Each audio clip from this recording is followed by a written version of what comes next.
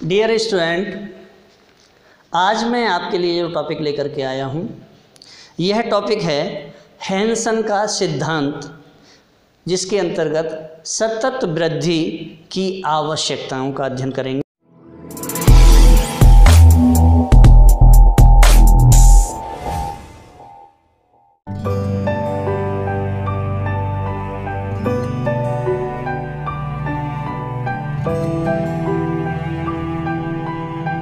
Topic का नाम है हैंसन का सिद्धांत। हैंसन का सिद्धांत और इसके अंतर्गत जो अध्ययन है वह है सतत वृद्धि की आवश्यकताएं। सतत वृद्धि की आवश्यकताएं।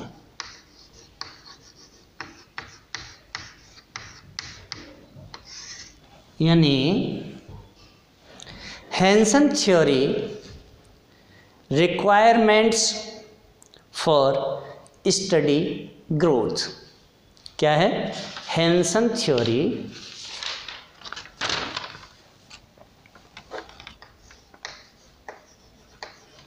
Hansen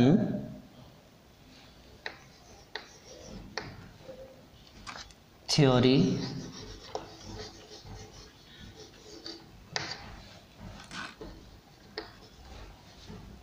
requirement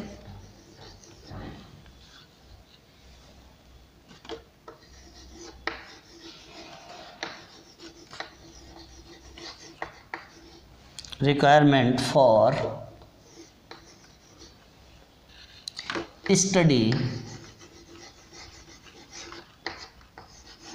growth. अब देखिए, हैंसन थ्योरी के अंतर्गत हम जो अध्ययन करेंगे उसमें सतत वृद्धि की जो आवश्यकताएं हैं उसका हम अध्ययन करेंगे। और वीडियो स्टार्ट करते हैं। लेकिन वीडियो स्टार्ट करने से पहले अगर आप हमारे चैनल पर नए हैं तो चैनल को सब्सक्राइब करें, लाइक करें, कमेंट करना ना भूलें, शेयर अपने दोस्तों को भी अवश्य ही करें। कमेंटों का मुझे बेसब्री से इंतज़ार रहता है आपका कि आपके कमेंट आएँ और मैं उनका समाधान करूं। देखिए, वीडियो स्टार्ट करते हैं। प्रोफेसर एल्विन हैंसन का विश्लेषण पूंजीवादी अर्थव्यवस्था के विकास हेतु एक भिन्न विचारधारा को प्रस्तुत करता है।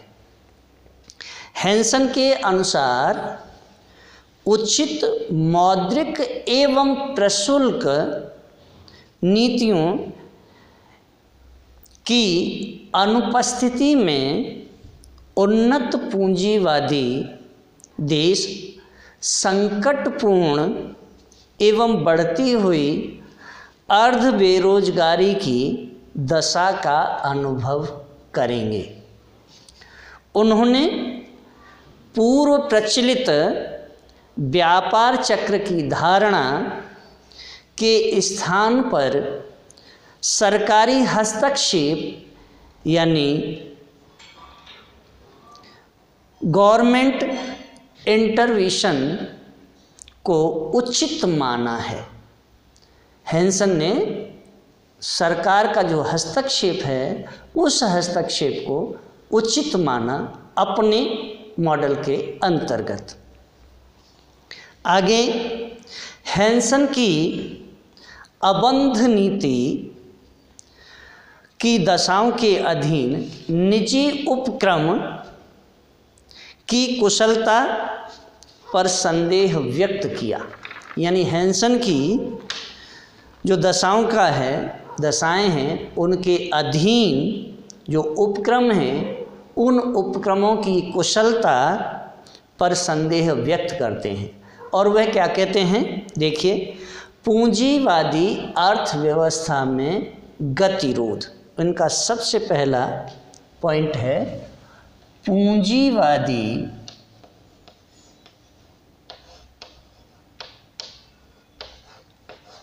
अर्थव्यवस्था में क्या है? गतिरोध। अब देखिए पूंजीवादी अर्थव्यवस्था में गतिरोध क्या है, इसे हमें समझना है।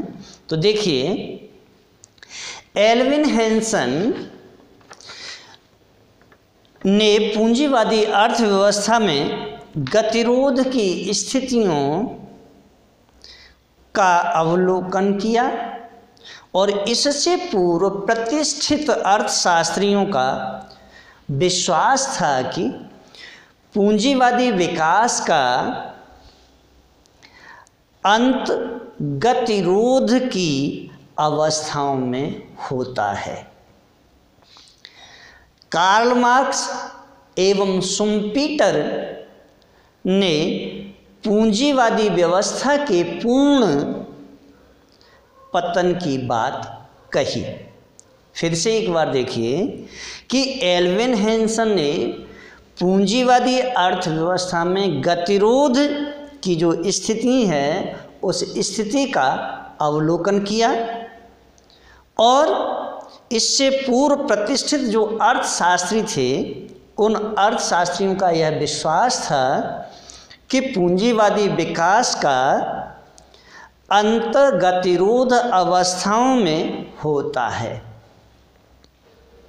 कार्ल मार्क्स एवं शुम्पीटर ने पूंजीवादी व्यवस्था के पूर्ण पतन की बात कही है और उन्होंने क्या कहा, लेकिन यहीं हेरोड के विश्लेषण से यह स्पष्ट होता है कि बिना मुद्रा प्रसार के पूर्ण रोजगार को बनाए रखना पूंजीवादी अर्थव्यवस्था के लिए अत्यंत ही कठिन है। हेंसन ने स्थिर लेकिन बढ़ती हुई पूंजीवादी अर्थव्यवस्था का विचार प्रस्तुत किया, जिसे प्राप्त करने के लिए एक अर्थव्यवस्था को उचित मौद्रिक एवं प्रशुल्क नीतियों की आवश्यकता पड़ती है। आगे अब देखिए हेंसन का जो सिद्धांत है उस सिद्धांत का सार क्या है, यानी कंक्लूजन उसका क्या है, यह देखते हैं। तो देखिए हेंसन के सिद्धांत का सार, दूसरा पॉइंट इसमें आता है कि हेंसन के सिद्धांत का सार। हेंसन के सिद्धांत का सार। अब देखिए हेंसन के विश्लेषण में या हेंसन का जो विश्लेषण है उस विश्लेषण को आर्थिक विकास के एक सामान्य सिद्धांत यानी a general theory of economic development के रूप में इस प्रकार प्रस्तुत किया जा सकता है। कैसे प्रस्तुत करना है, तो देखिए सबसे पहले इस हेंसन के सिद्धांत का जो सार है उसके अंतर्गत पहला जो पॉइंट आता है वह पॉइंट है स्वायत्त दीर्घकालीन विनियोग के आर्थिक पूर्ण सिद्धांत को प्रस्तुत करना। पहला पॉइंट क्या है, देखिए ए इनका जो पहला पॉइंट है वह पॉइंट है स्वायत्त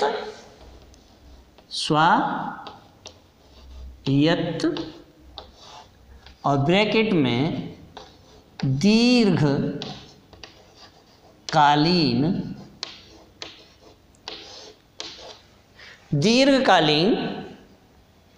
विनियोग।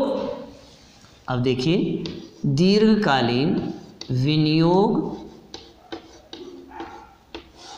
और इस विनियोग में क्या है के आर्थिक सिद्धांत को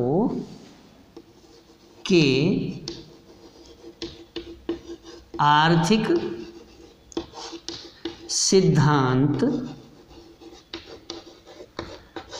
अब जो आर्थिक सिद्धांत है उसका क्या किया, उसे प्रस्तुत किया। तो आर्थिक सिद्धांत को प्रस्तुत किया। अब देखिए दूसरा पॉइंट इसके अंतर्गत आता है, संभावित सकल राष्ट्रीय उत्पाद स्थिर कीमतों के साथ एवं वास्तविक सकल राष्ट्रीय उत्पाद के मध्य तीव्र एवं बढ़ते हुए अंतराल जो स्वायत्त विनियोग को प्रभावित करने वाले आधारभूत घटकों की वृद्धि दरों के त्वरण या गैर त्वरण के कारण उत्पन्न होते हैं। नेक्स्ट इसका जो बिंदु है वह बिंदु है, एक विशेष देश के संदर्भ में निश्चित समय के अधीन मॉडल का अनुभव सिद्ध मूल्यांकन करना। अब देखिए अनुभव सिद्ध मूल्यांकन करना क्या है, तो अनुभव सिद्ध मूल्यांकन जब हम करते हैं तो उसके अंतर्गत कुछ बिंदुओं के द्वारा हम उसकी व्याख्या करेंगे। और इसके अंतर्गत सबसे पहला जो बिंदु आता है वह बिंदु है, देखिए, यदि क्या है, यदि ओ ए इजिकल टू वास्तविक, ओ ए इजिकल टू वास्तविक उत्पादन, और यह कौन सा है वास्तविक उत्पादन, तो देखिए सकल राष्ट्रीय उत्पाद, सकल राष्ट्रीय उत्पाद, और जो सकल राष्ट्रीय उत्पाद है या स्थिर कीमतें। नेक्स्ट है आपका आई ए इजिकल टू क्या है, कुल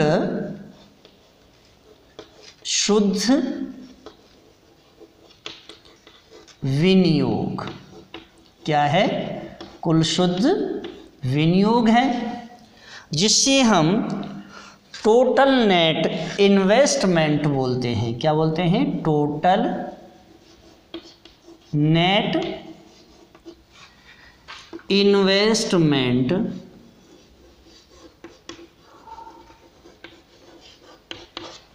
टोटल नेट इन्वेस्टमेंट है। नेक्स्ट इसके अंतर्गत आता है और वह बिंदु है के, और के इजिकल टू है कीन्स का गुणक। किसका, कीन्स का गुणक। अब कीन्स का जो गुणक है इसे हम मल्टीप्लायर ऑफ कीन्स बोलते हैं। क्या बोलते हैं, मल्टीप्लायर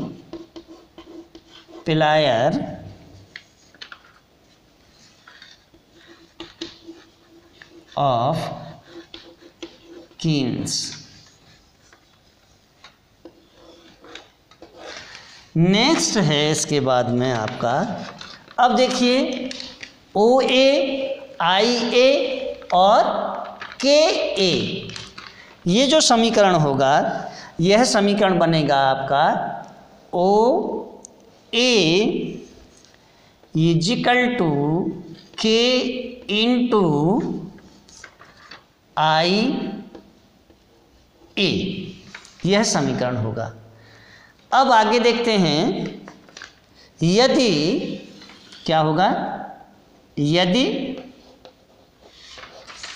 देखिए S इजिकल टू, यदि S इजिकल टू बचत यानी सेविंग,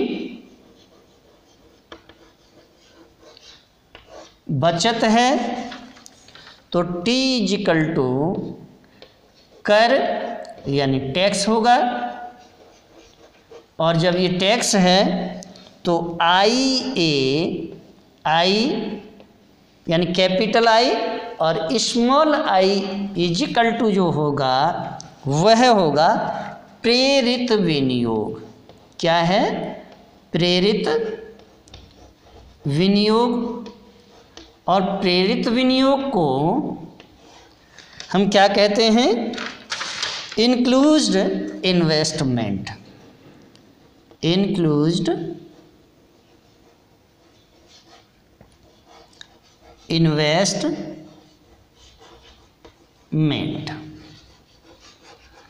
नेक्स्ट देखिए क्या होगा,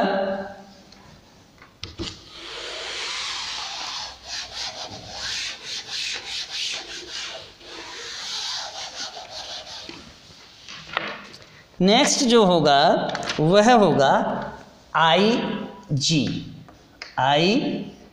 इजिकल टू होता है आपका सरकारी विनियोग।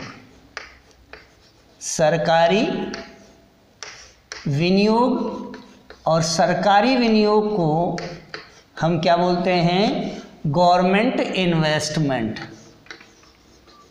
Government investment.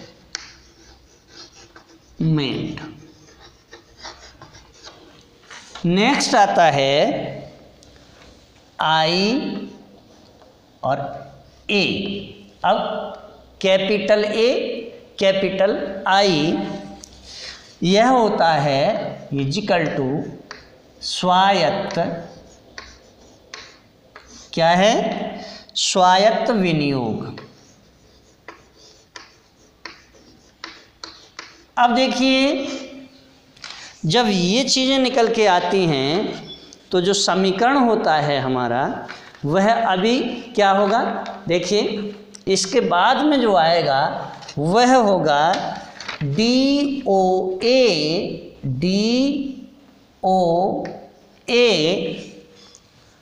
Upon DT is equal to क्या होता है? सकल राष्ट्रीय आय में, सकल राष्ट्रीय आय में क्या? समय के अनुरूप परिवर्तन। क्या होता है? समय के अनुरूप क्या होता है? परिवर्तन। अब देखिए इसके बाद जो आता है वह होगा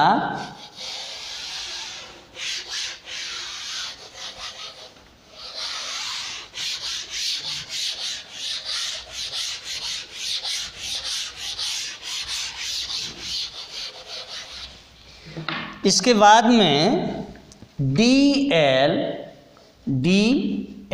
अपॉन DT इजिकल टू, या जिसे L से प्रदर्शित करते हैं। किसे? DL अपॉन DT जिसे हम L से प्रदर्शित करते हैं, और यह बराबर होगा किसके?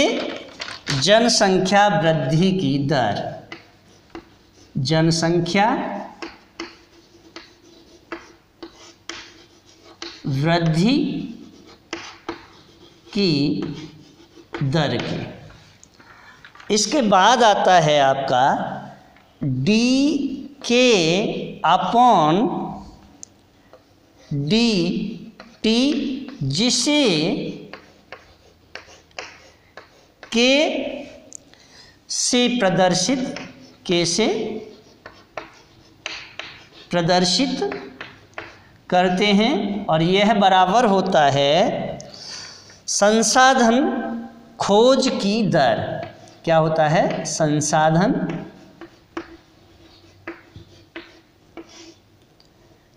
खोज की दर।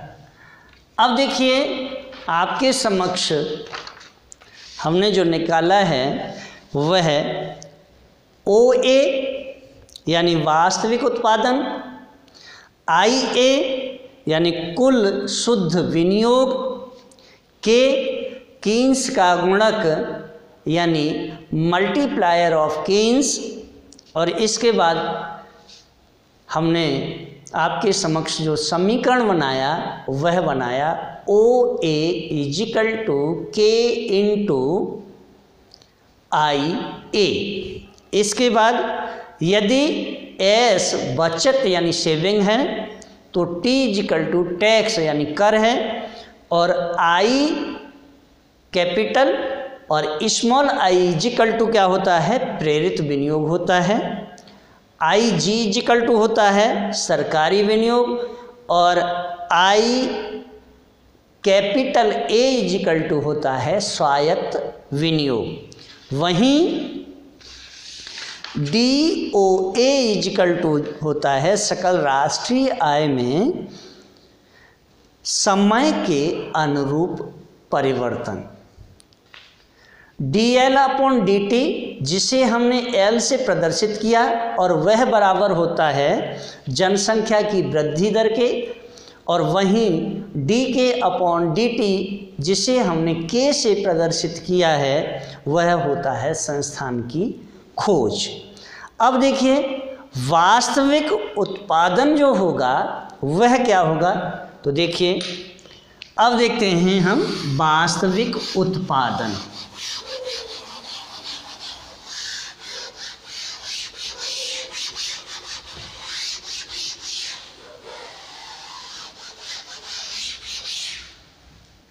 देखिए वास्तविक उत्पादन जो होगा वह होगा OA = क्या? देखिए 1 किसके? DS/DOA plus DT/DOA।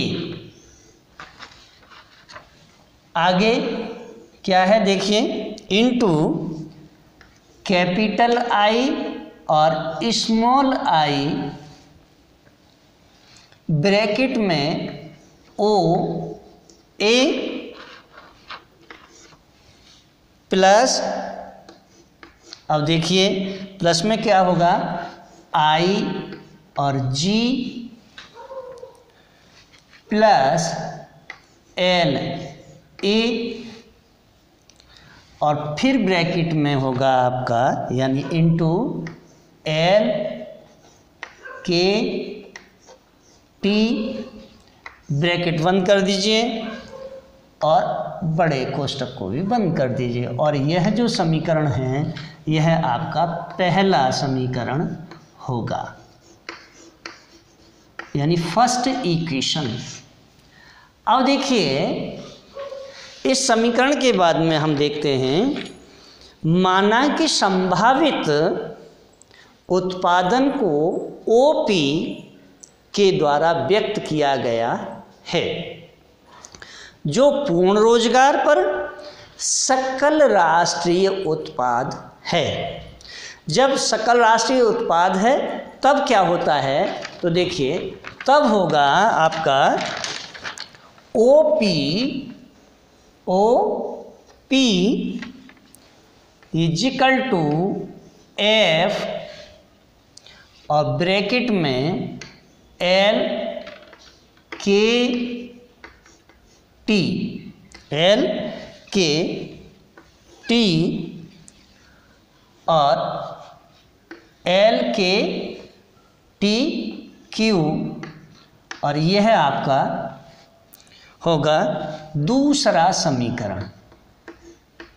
कौन सा? दूसरा समीकरण। अब देखिए दूसरा समीकरण क्या है? OP इजिकल टू एफ, यानी फंक्शन है किसका?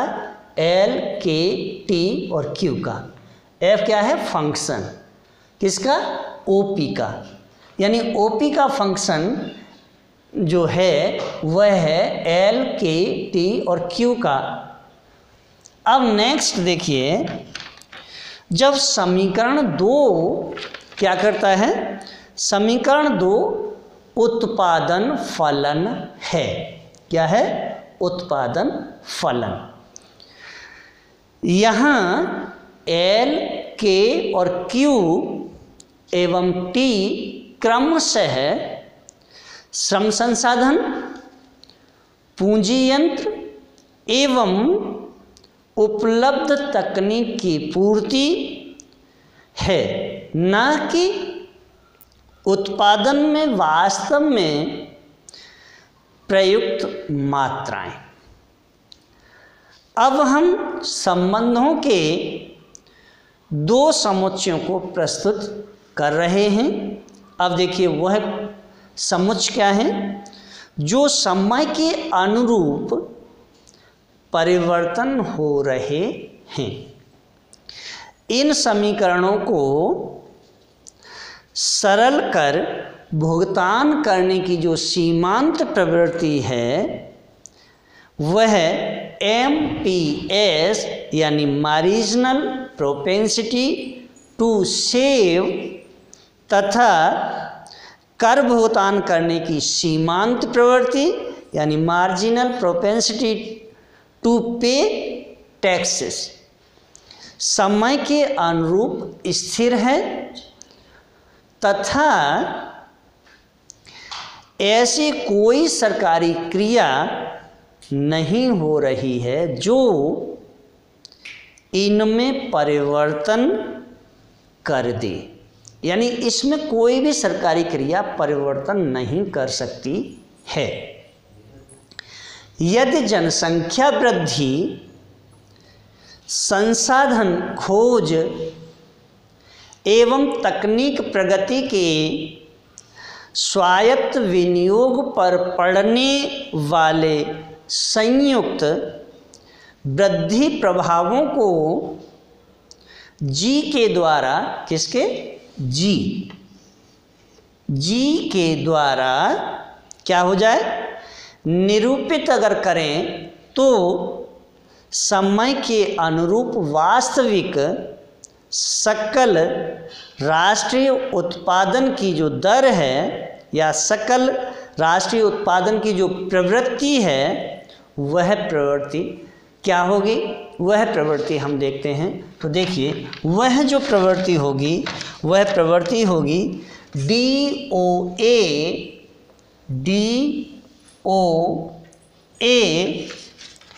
Upon DT is equal to I upon क्या है? DS upon DY plus D pi upon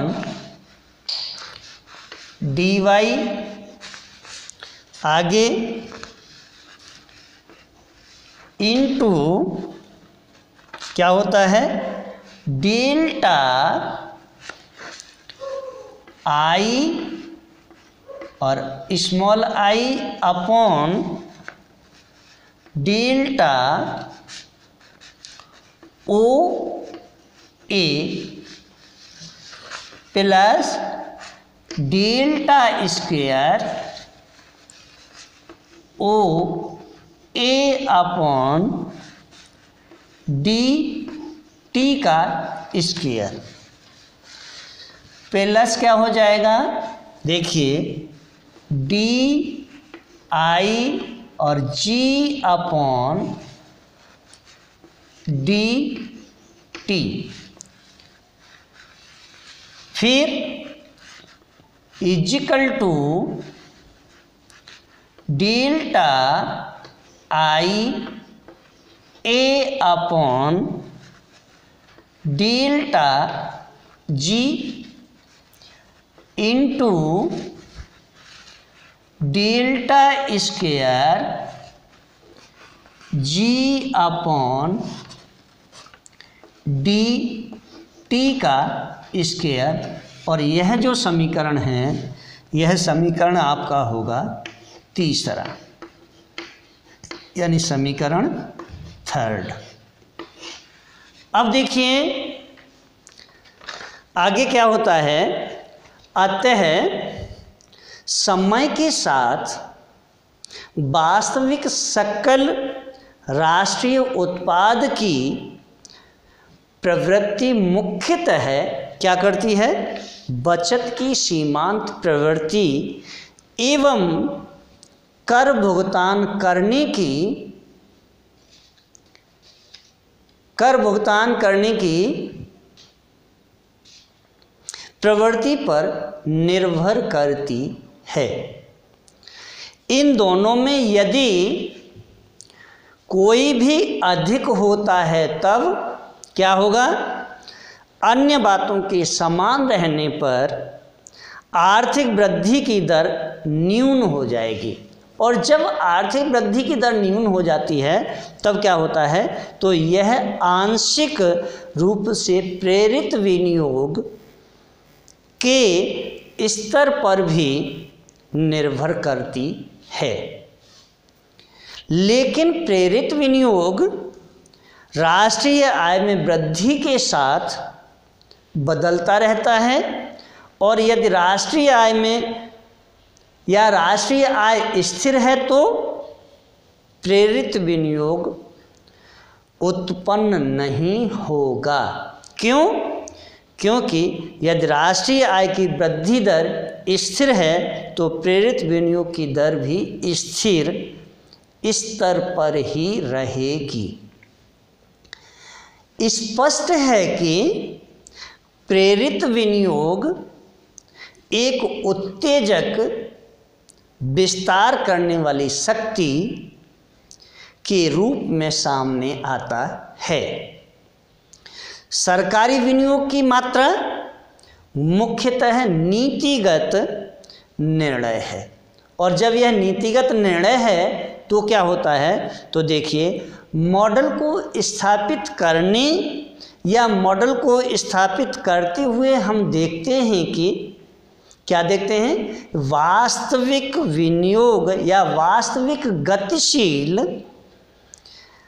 प्रावेगिक घटक स्वायत्त विनियोग है, जो जनसंख्या वृद्धि की दर, संसाधन खोज की दर एवं तकनीकी प्रगति की दर पर निर्भर करता है। यदि इसके संयुक्त प्रभाव स्थिर रहते हैं तो स्वायत्त विनियोग की जो दर है या स्वायत्त विनियोग भी स्थिर रहेगा। क्यों रहेगा? क्योंकि यदि सरकारी विनियोग स्थिर है तो सकल राष्ट्रीय उत्पाद एक स्थिर दर से बढ़ेगा तथा प्रेरित विनियोग भी स्थिर रहेगा। समय के अनुरूप संभावित उत्पादन में होने वाली जो वृद्धि है वह वृद्धि कैसी होगी, तो देखिए उस वृद्धि को भी देखते हैं। तो वह जो वृद्धि होगी वह वृद्धि होगी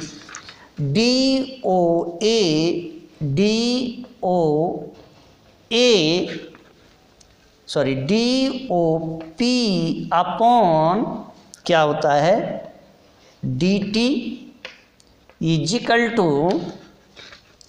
delta F upon D L K into D capital L upon D T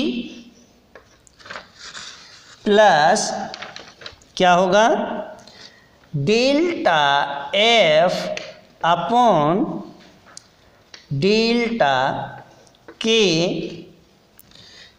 plus D K upon D T plus delta F upon delta Q into delta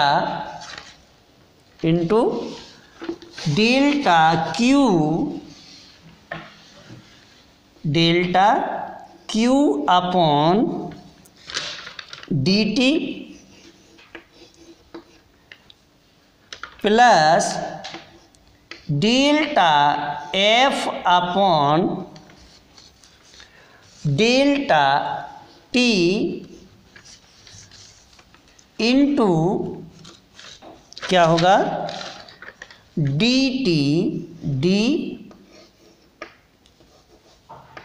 T upon D T के। और यह जो समीकरण है यह आपका चौथा समीकरण होगा। अब देखिए ये जो आपका समीकरण चौथा है इसमें क्या है, स्पष्ट है कि संभावित उत्पादन की जो वृद्धि केवल उस दर पर निर्भर करती है जिस पर श्रम शक्ति का आकार, ज्ञात संसाधनों की पूर्ति, पूंजी का स्टॉक एवं तकनीक का स्तर बढ़ता है। हैंसन द्वारा वर्णित दशाओं को स्वयं सिद्ध प्रमाण 1920 व 1930 के दशक में अमेरिकी अर्थव्यवस्था में मिलता है। उस समय अवधि में क्या हुआ, जनसंख्या की जो वृद्धि थी वह वृद्धि धीमी हो गई थी। युद्ध के कारण राजनीतिक सीमाएं विलुप्त, यानी राजनीतिक जो सीमाएं हैं वह विलुप्त हो गई। संसाधन खोज की दर मंद पड़ गई, जबकि तकनीकी प्रगति की दर न्यूनाधिक या न्यून रूप से अपरिवर्तित ही रही। इन दशाओं में वृद्धि घटकों की सामूहिक प्रभाव से जी कम हुआ, और जब जी कम हुआ अर्थात समीकरण जो 3 था उसमें क्या था, डी स्क्वेयर जी कहाँ है, डी डेल्टा स्क्वेयर जी अपॉन डी टी स्क्वेयर।